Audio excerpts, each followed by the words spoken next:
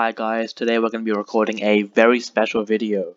So this is my special 50 subscriber video and 10k views. By the time this video comes out, hopefully, anyways, this is my subscribers would have gone up and my views would have gone up too. So it's a bit late, but better late than never.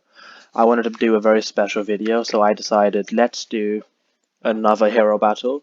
Let's do the Sun Prince up against the Moonlight Prince. These are two new SS heroes, and I wanted to do a hero battle comparing both of these heroes.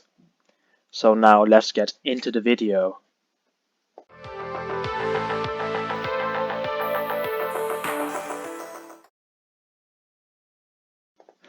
Okay, so let's go, and I did it again. I forgot to turn on my audio, so I recorded the whole video and just didn't have audio on, so sucks to be me. Let's move on to the Sun Prince then. Let's just go through this. Let's power through it. So, he's a single target ranged hero. One of the new SS heroes. Incredible guy. He's also quite hard to get. Let me show you how you can obtain this guy. So, let's move over to deals real quick. Superhero. Okay, if you want a copy of the new Sun Prince, you have to pay £98.99. I'm in the UK, so I've got it in pounds. I don't know how many dollars it is, but I'm assuming it's somewhere near $100 or somewhere near 99 or whatever.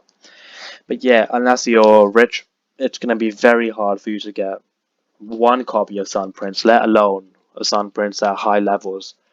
So yeah, it's exactly the same for the Moonlight Prince. You need lots of money and hard to get him at high levels. So let's just quickly hop back and start the hero battle.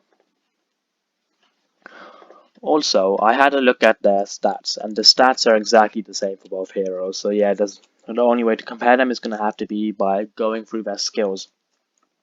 So the Sun Prince, he does high damage and deals. Okay, let's move over to Falling Star first. So, high damage and deals double damage to targets in the center of the AoE and stuns them for 5 seconds.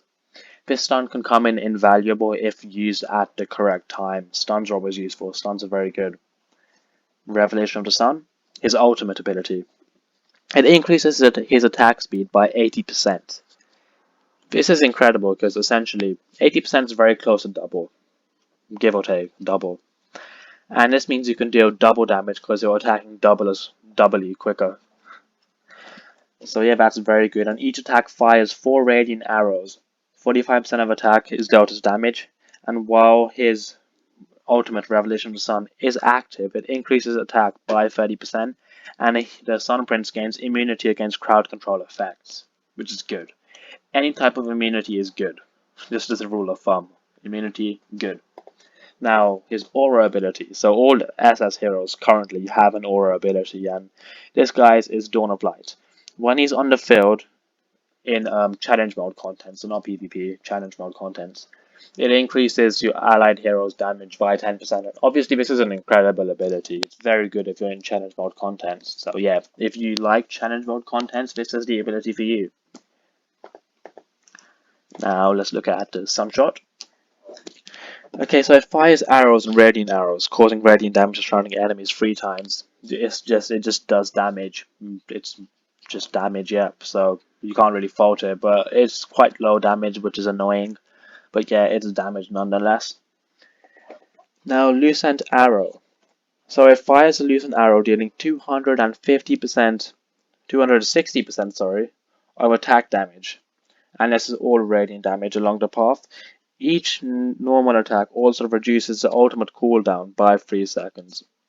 And obviously, your ultimate is essentially the best ability you have. And if you're reducing his cooldowns in any shape or form, it's an incredible ability. So yeah, ultimate cooldown, incredible. Moving over to Ignition Arrow.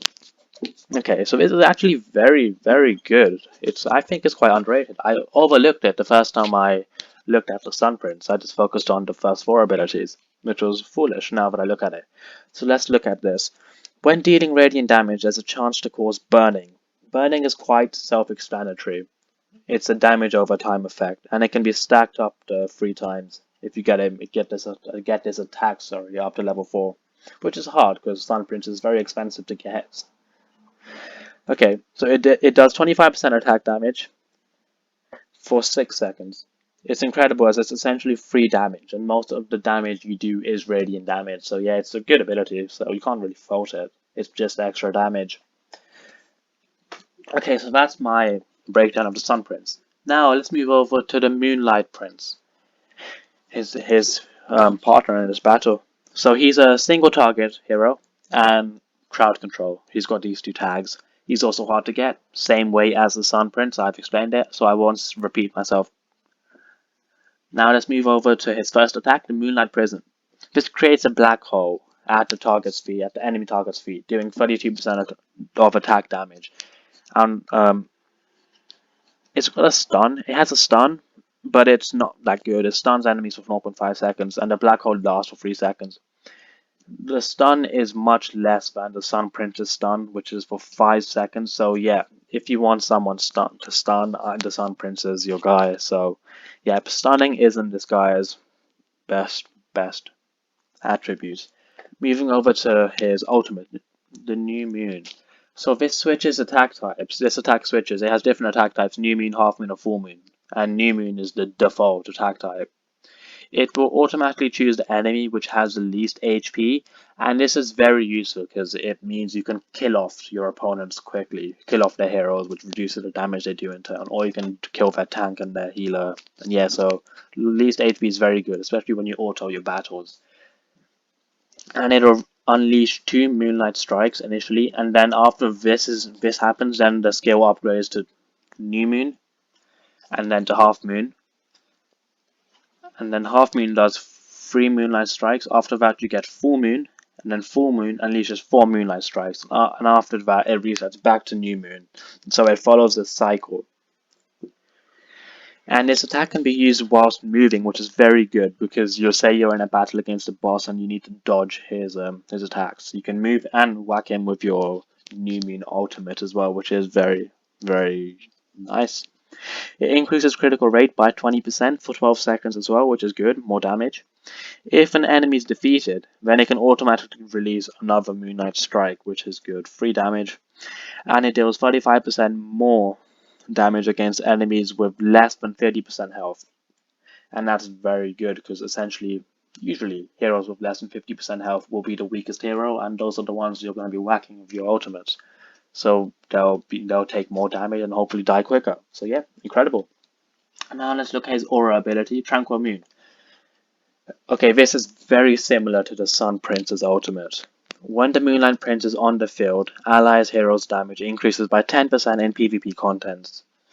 I prefer this one to the Sun Prince, that's my own opinion, because I enjoy PvP more. PvP is how you can prove that you're the best on your server or the best in the game, PvP.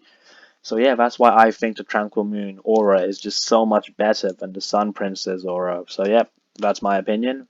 I love the Tranquil Moon effect. I'm going to be using it, well, hopefully if they make these heroes, or more like when they make these heroes more free to play viable, I'm going to be using this a lot. So yeah. Now let's look at Crashing Stars, okay?